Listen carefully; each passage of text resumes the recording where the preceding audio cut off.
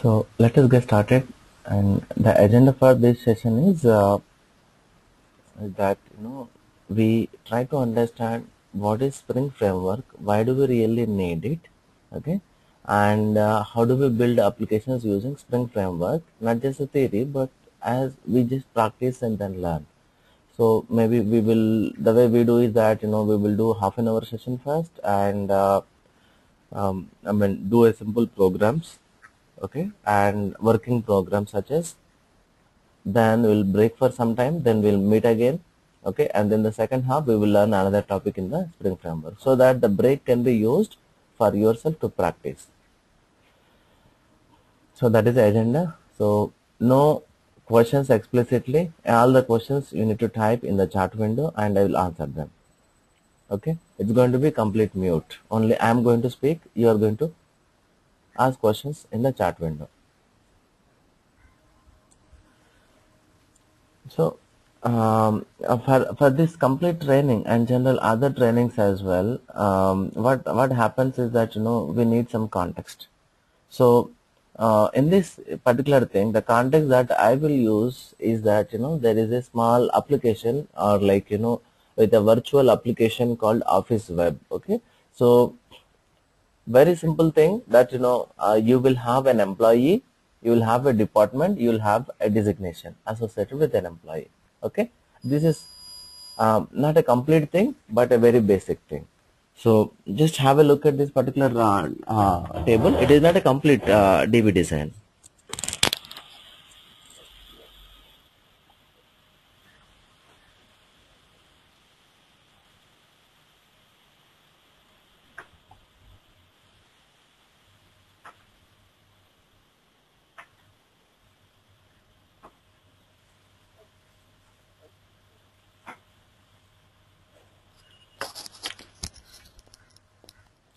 So what the references that I'm going to make will be on top of these particular entities, right? So for that purpose only, I just wanted to show you this.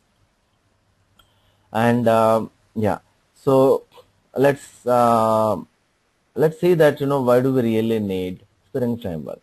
Okay, before even looking at Spring Framework, we should actually look at there is a some design pattern called factory method design pattern.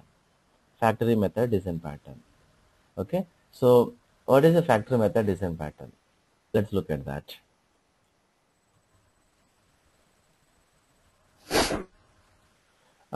Generally, how do you create objects? Simple question. How do we create objects?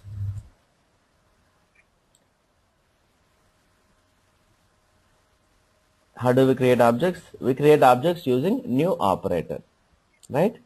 We create objects using new operator. Suppose this is the simple project that I am going to use, and maybe that for a moment I'll deviate and little bit, and I'm going to commit this code. Let me see if I have the corresponding references with mine. Yep, I have.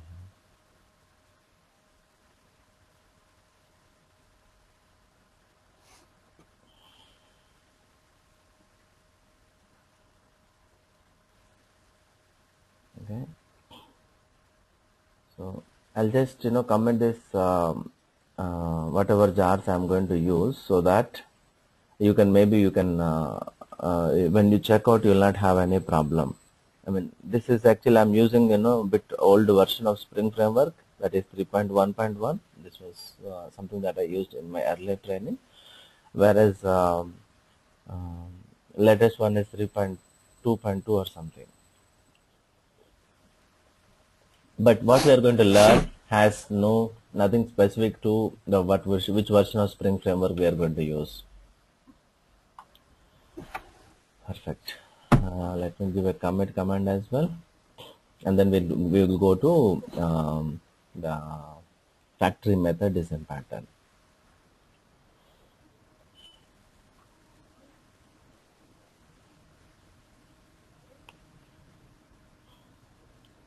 A factory method design pattern is something that first just I hate this.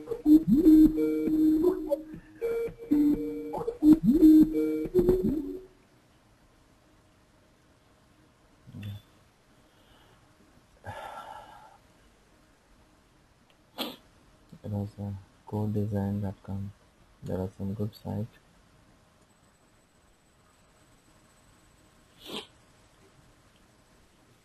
Let me go to. I just fetched some material.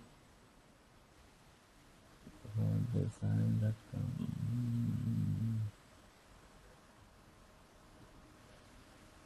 There are some codedesign.com or some other website which I like better. It must not be taking this much time. Fine. The factory method is something, otherwise generally we create using new operator, right? The way you create object is use new operator and create an object. But factory method is something that, let me try to create one. Okay. So here I'll create a class called, so maybe, where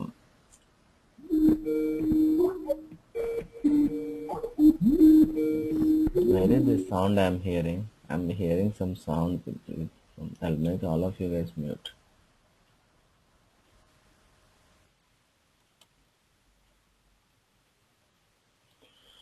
Okay. So, yep. I'll just make this. And what I'll do is that,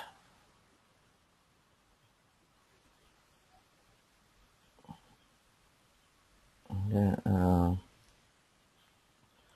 now I'm going to create my other classes specific to my domain. So what are the classes I want to create? Suppose in order to build my application, I'll create, only dummy placeholders, say JDBC DAO. I'll say one class called JDBC DAO.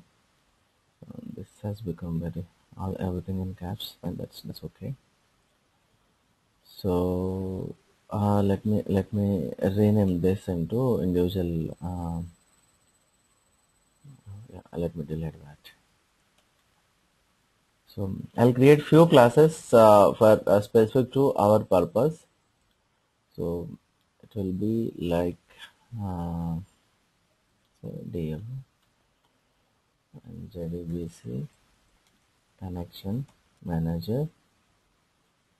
Right? I create one JDBC connection manager. Then I'll create one employee DAO. Okay, and I will create one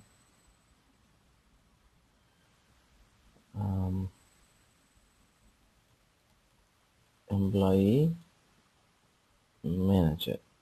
Yep, employee manager. Okay, so here in employee manager, what are the things that I'll have is that I'll have something like, private, say boolean, login, string, user name, string, password. Okay, so then false. Now here I'm not going to write the implementation, they are just placeholders. Public boolean register, so user or employee, let me say employee. So here I'll say employee DAO, employee DAO equal to new employee DAO, and DAO dot register employee. Okay, so right now I don't have even the employee class, so I'll just say for brevity I'll create all the objects. Okay, so I'll just do an import.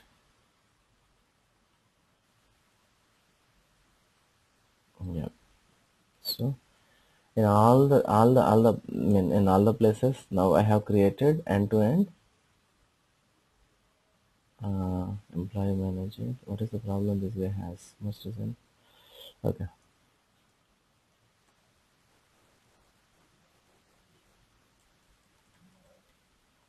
okay, fine. So now the way I'm actually creating objects is that I'm creating objects from all the wherever this is a typical Java programming. I'm using new operator, creating objects everywhere, creating objects everywhere. So everywhere essentially it means that maybe I would need a JDBC connection manager here.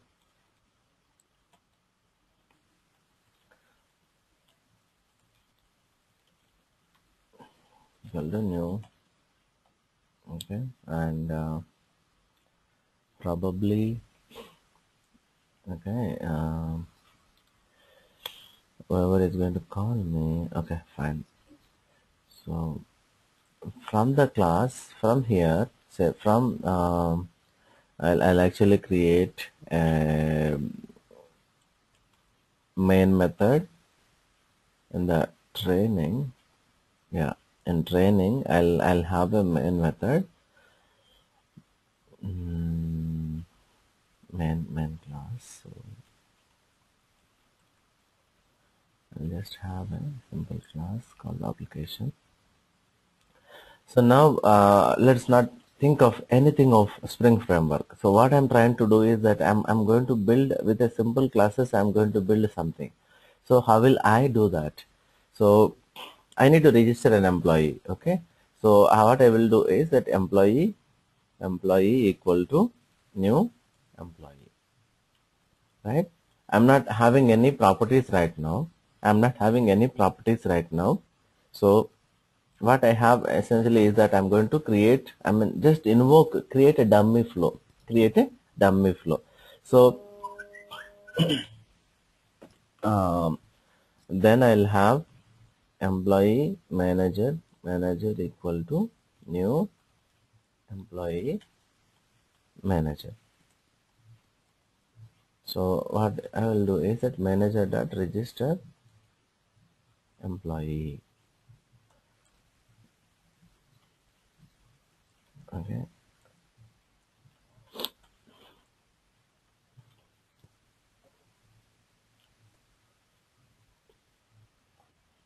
Suppose if employee or employee manager needs some properties, I need to explicitly initialize here. So this looks like a regular code. What the code that I have is I have few Java objects. I have few Java objects, and then I wrote this thing. So where is the problem that we face? Where is the problem that we are going to face with this approach?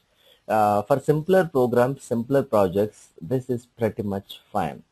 Okay, as we start, unfortunately, the real-time projects are what actual projects that we are going to have is that when we are working in a project, we may never know end to end of the project.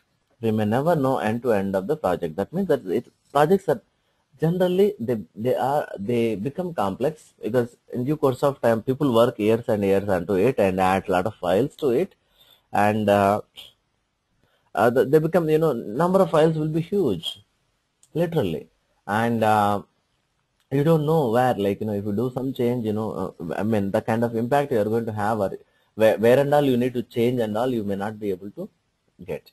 Okay, in that kind of situation, suppose you, instead of this employee manager, I need to have another employee manager. Okay, and or maybe instead of using one type of one DAO, I may have to use another DAO. So I need to go and change in all the places, and because of the size of the project, it becomes very difficult, and most of the time we'll go for that kind of boilerplate work. Wherever you need to do changes, it's going to fix, and take a lot of time for it. So the best option for is that couple of things. One is always have interface, based design. So that means that maybe this is whatever I created now. Let me create them as IMPL classes, and I will rather have interfaces defined for them. It could be okay with dummy methods. I'll just convert these things whatever I declared. rename the compilation unit. Yep. I'll just fix these problems. So first thing we need to learn is that always do interface based design. Okay. And here I'm going to have IMPL, and this is going to be create interface. Yep. Similarly, here I'm going to have,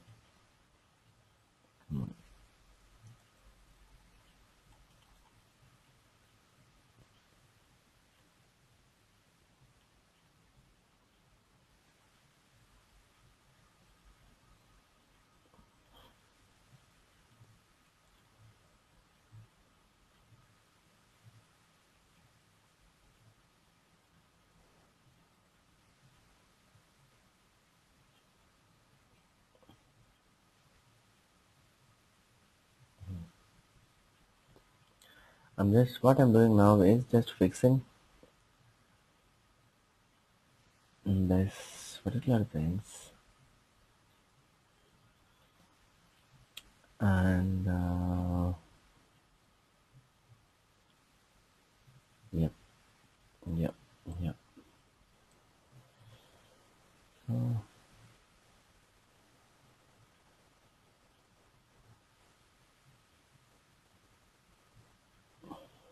done. So what is that I did right now? And unfortunately, then I messed up few things. The packaging should be always proper. Okay. So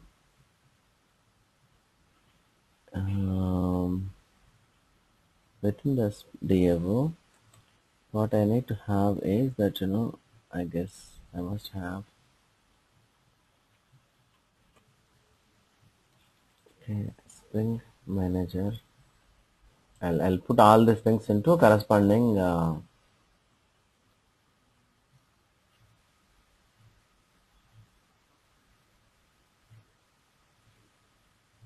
these two things can be into DAO itself. It's more from the connection perspective. So from this perspective, here I need to do some imports.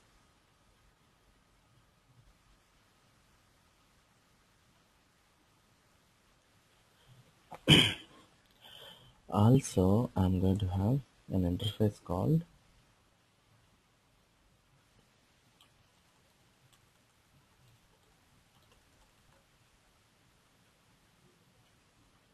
employee manager as an interface, and this guy is going to implements. Okay. So in Java you have an animation called override. You can make sure that your interface is always implementing it. So that means that yeah. Similarly,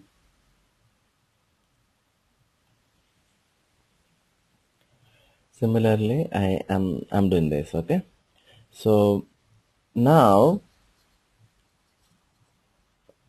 what I have is that look at what are all the artifacts that I created. Very much dummy code. Very much dummy code.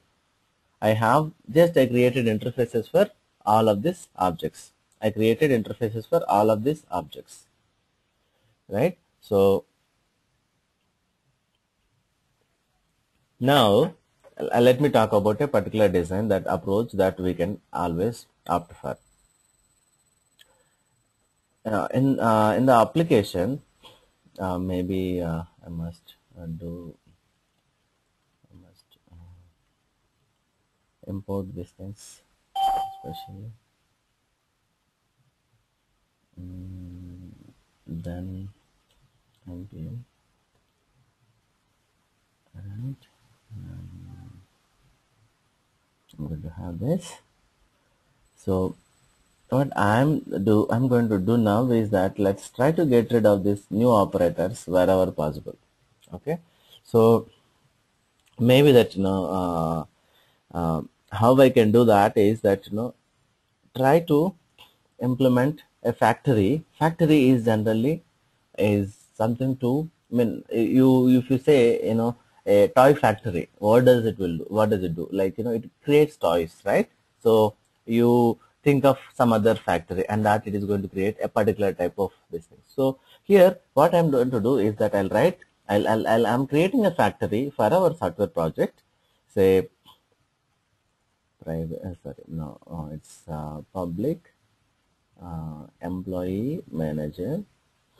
Okay, employee manager, sorry, get manager. Okay, or get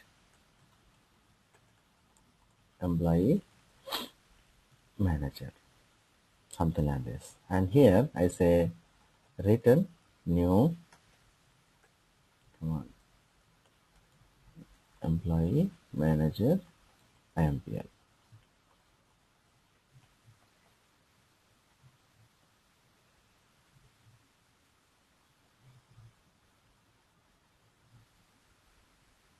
Okay, sorry. Now what I can do is that instead of using this particular guy here, I mean, employee object is a model object, and we don't inject that particular thing. Rather, let's only focus on the manager class for now. So here, what I do is that CareerScale factory, and maybe that I'll make this as static method, so that I don't need for this factory. I don't need to initialize it. Cool. So what I'm doing now is that I'm actually trying to explain the simple thing that software projects are ideally very complex, and I mean need not be complex, but typically they are complex. So here is a simple concept I'm taking. I'm rather than jumping into just the theory part and showing that a Spring framework uses directly. I'm just trying to put some context on it. So what I'm trying to do is that I'm trying to use a factory method here, factory method pattern, and get objects. Basically, factory method essentially is that you create a class and that has a method. Basically you talk about a method which returns the object, so the creation part of your objects is outsourced to this particular method. Now what is the benefit of this? What is the real benefit of this approach? The benefit of this approach is that we tomorrow, suppose if I have to change my implementation, say I have to provide a different implementation. Instead of employee manager IMPL, I have some other some other manager. Okay, new employee manager. Suppose you have new employee manager. So how many places I need to change? There is only one place that if you have to, instead of one manager, if I have to use another manager, or if I have to, instead of using one implementation, if I have to use another implementation, only place where I need to change is that go to the factory and change the implementation, the new operator, implement a new class, okay, and change the new operator here, and rest of the code will not no changes, meaning I don't need to touch application.java at all. I don't need to touch the application Java at all, and that is the advantage. Meaning you are isolating your application from actual implementation. You are isolating your application from actual implementation. Okay, with very minimum changes, you can bring all the behavioral changes that you wanted in the application.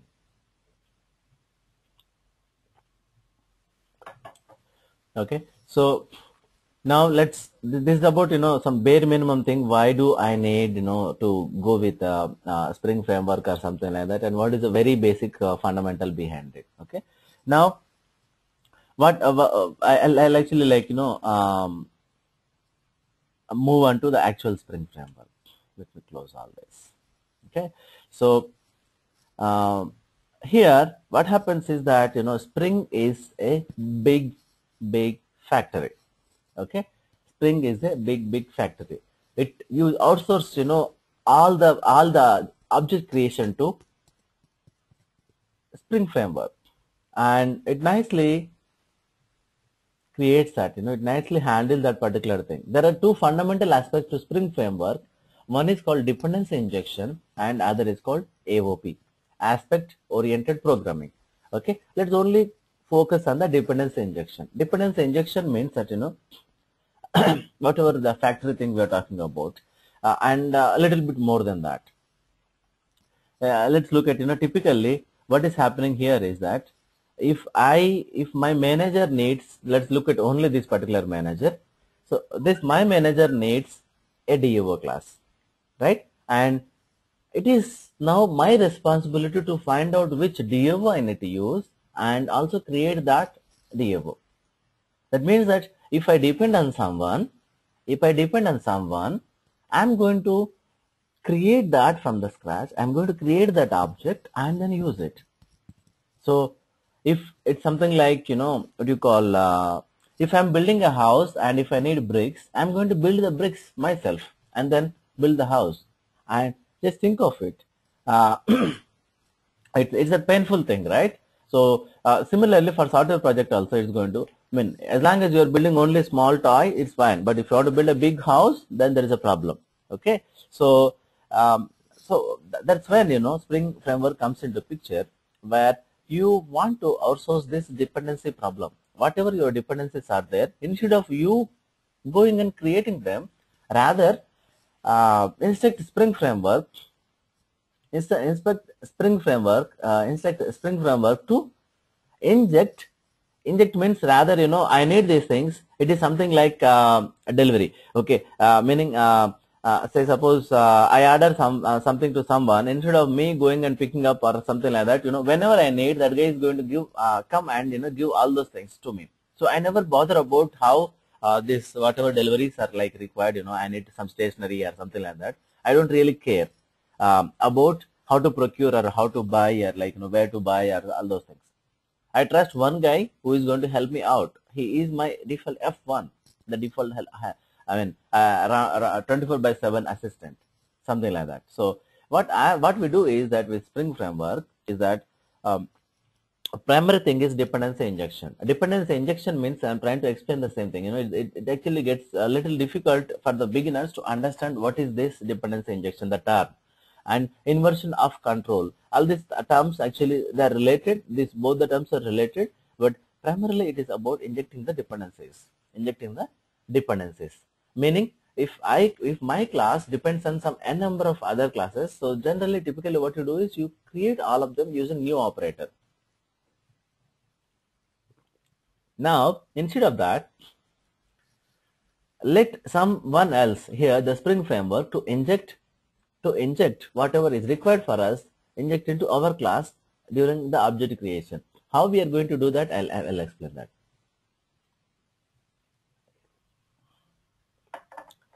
So in order to have that, what I'll do is that I'll actually have employee DAO equal to, I'll not use any new operators. Okay, so what I will use is I'll just write a setter method. I can do both. I mean, I can write manually, or I just need setter method. I don't need any get method, because I want Spring framework. I'm giving handle to Spring framework to set my dependent DAO object. Okay. So, okay. Perfect. Similarly, within my DAO implementation,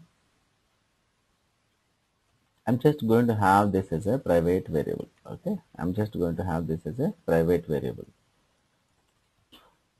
and I can say null. Okay, and who is going to do this for me? Spring, I'll just, you know, create private variables for all the dependent objects. Simple formula. Okay, and setter methods. Okay, so connection manager dot is this the one? Yeah.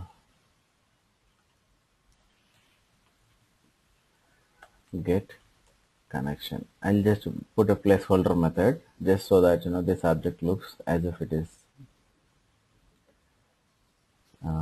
working there, and oops, I must create a connection as well.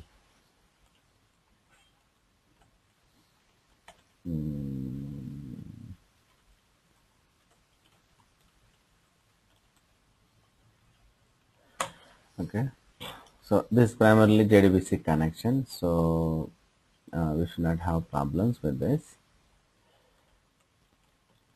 Con equal to, okay,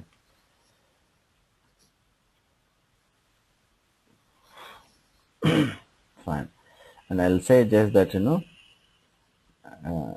registration successful in DAO, just to make sure that the control is coming back here. Okay, and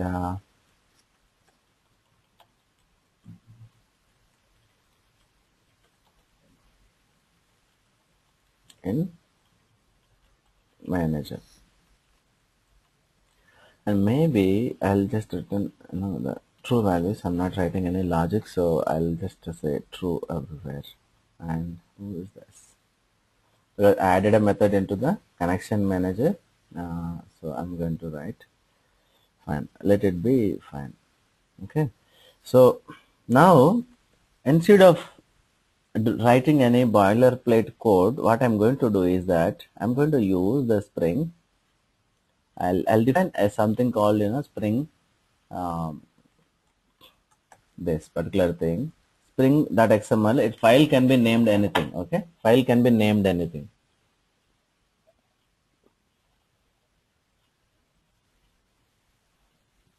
but it must have this. The XML structure is should be something similar to this.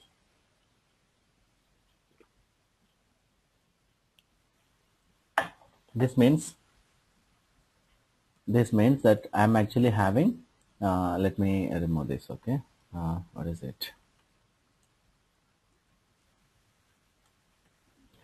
So this is a very basic skeleton of your application. I mean, a Spring XML file. So basically, it is an XML file, and you notice this. There is the XSD locations. This is schema definitions is given there. So Spring beans.xsd. So where do you find this particular thing?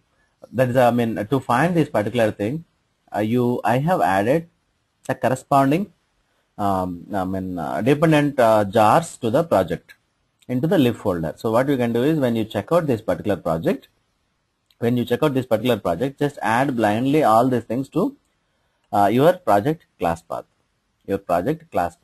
So right here, properties, Java build path, libraries, go to add libraries and select the libraries in the lib folder. Because I added, it is not showing me up here, but otherwise it will show. Right? So that must be there, that is one of the prerequisite, that the Spring implementation, whatever Spring framework is there, you need to put that into our stuff. And it actually needs, say, a couple of other jars like say commons logging and log4j. They are not from Spring framework, but they depend. Spring framework uses those things, so I added those jars.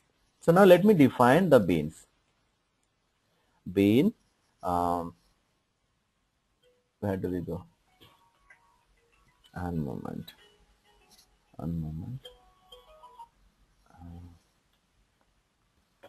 So bean ID equal to, say, let me say connection manager. Okay, just I'm just defining those. I'm putting declaring those beans. What I'm using, class equal to. Here you might have already got what I'm trying to do. That now I'm going to use this particular guy.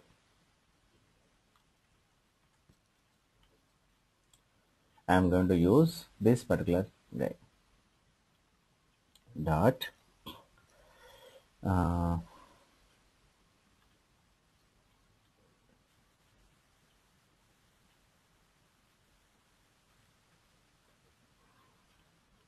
Okay. Okay. Simple bean.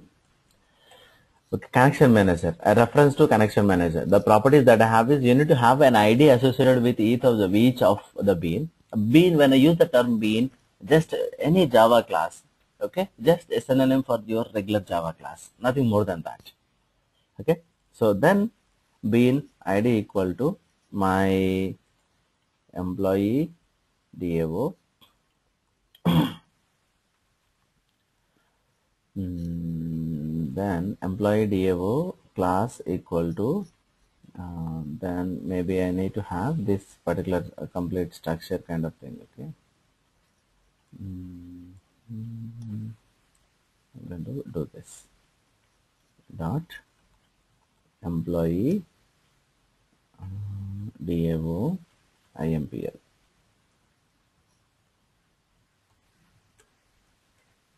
Okay, but interestingly, my DAO needs connection manager, right? So what I need a connection manager, and I clearly removed the connection manager, creating the connection manager logic here. Okay, so I just created a private property and a setter method. So what I'm going to do is that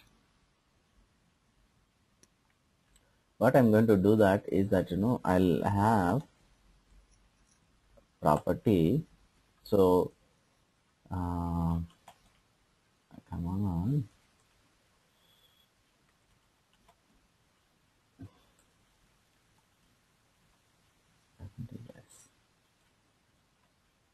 Ref.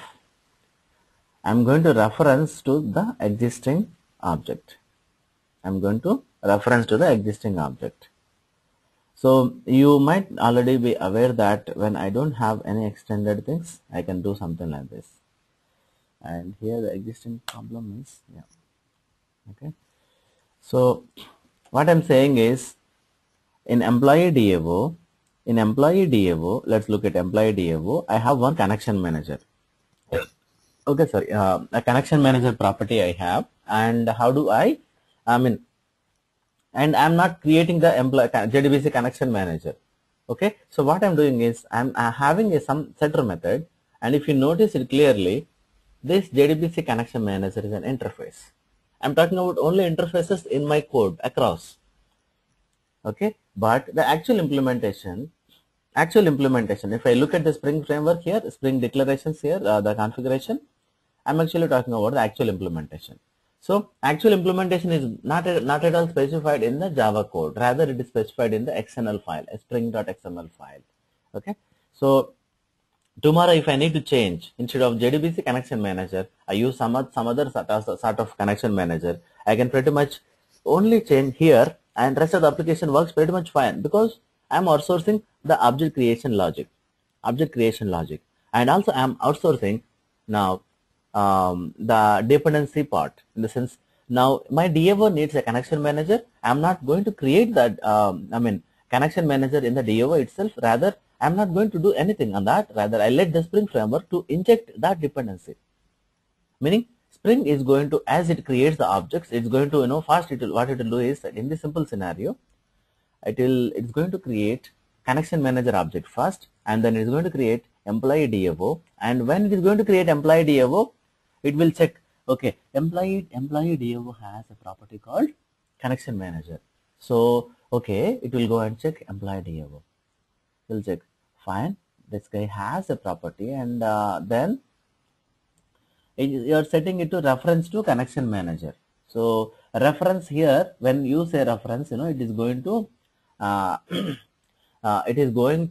look at in the XML file, see if there is any bean, with this name, the connection manager name. So ID. Okay, so it's going to, okay, it will find this, and then it will going to take that. Earlier it knows that, okay, it has created that particular bean, so it will take that bean and call the set method, here, set connection manager, and it's going to give you that actual bean. It is going to give you that actual bean, that is JDBC connection manager IMPL at present. Now similarly Similarly, I am going to have one more, right? What will be that? That is going to be ID equal to employee manager. Okay, class, it's going to be in dot scale dot training dot spring dot manager dot. Again, I'm going to give you the particular implementation stuff. Now, again, this guy depends. Let's check if this guy depends on anything else. Yep, he depends on employee DAO and the property name is here DAO. So, what I'll do is I need to define a property name equal to DAO. The name here and there, they should match. Basically, the set method and the property here, they should match. Ref, what should be the reference for now? So the DAO, what is the DAO? Actual DAO will be employee DAO, right? So now what I actually have is that there is a connection manager, there is an employee DAO, there is an employee manager. Fine. So I have tried to remove none of these classes. None of these classes have new operator. Okay. None of these classes have new operator. Guaranteed. So I have a manager, employee manager. I have this is application context is going to be the main application, the starting point. You need to have a main method, right? So that's the one. Then DAO. So if I look at all these places, JDBC connection manager, IMPLs only. Nowhere I'm actually doing any new operator. And right now this connection manager is a dummy, and the DAO class also implementation also has dummy implementation. So there is nothing major happening around. Now,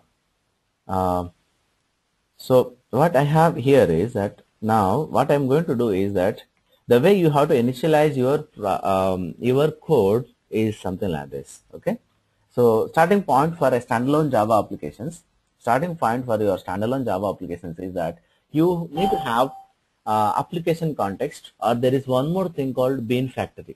Okay, both of them will do. Okay, in a simpler scenario, bean factory. Okay, bean factory is pretty much sufficient. Factory equal to new, let's say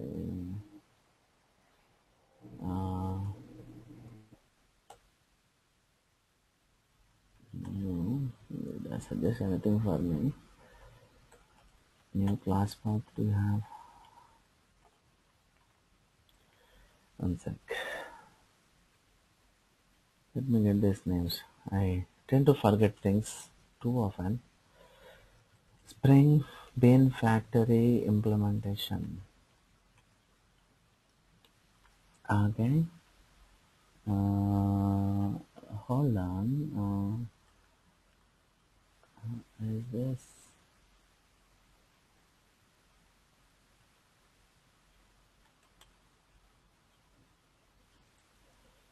So,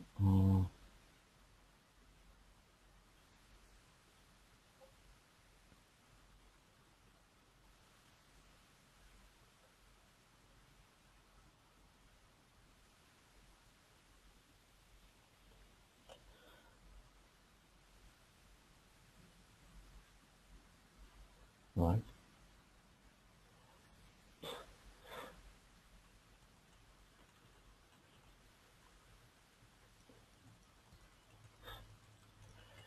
Example, let me look at an example.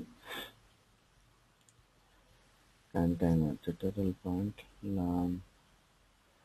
There's so many, tutorials around the internet and these things. But the only thing is that, yep, this is the one I'm looking for. Okay. For our simple example, either ways you can do. Okay. What I can do is that I can do like this. Okay. One moment. So what I'm going to do is, See here, the question that I'm trying to answer that is that, what is that I'm actually like, I am actually telling you that that is this guy's problem import, okay, and then again what is this guy's problem? Perfect.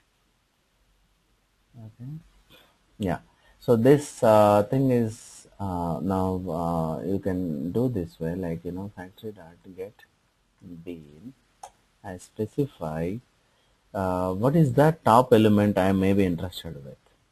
If I want to create an employee, I need employee manager. So what I will do is that just give me employee manager. For now, let me comment this portion. Okay.